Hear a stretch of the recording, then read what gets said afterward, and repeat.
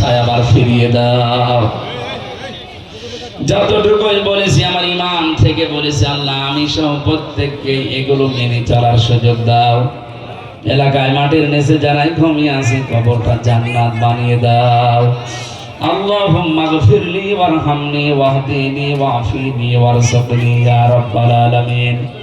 আল্লাহ বাংলাদেশের পরিচিত একজন আলেম মাওলানা একেএম এনামুল হক শাফি আমার কুষ্টিয়ার গর্বিত সন্তান আজকে দুপুর বেলা ইন্তেকাল করেছে। আল্লাহ তুমি তাকে মাফ করে দাও।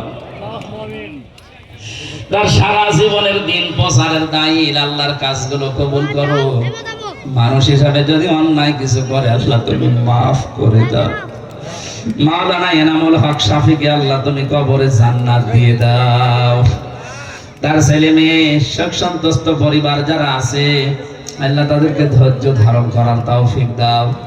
তার স্ত্রীও কবরে আছে, আল্লাহ তুমি মেহেরবানি করে তার স্ত্রীকেও মাফ করে দাও।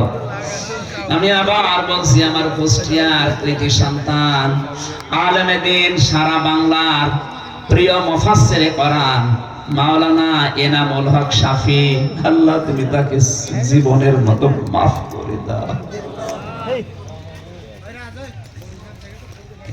আমরা একটা অভিভাবক হারিয়ে ফেললাম, কোরআনের পাখিও হারিয়ে ফেলেছি, আল্লাহ তুমি তাকে কবরে মাফ করে দিও। তখন কার কাছে আজরাইল পাঠিয়ে দাও জানি না, আসলেই যেন বলতে পারি লা ইলাহা ইল্লাল্লাহু মুহাম্মাদুর রাসূলুল্লাহ।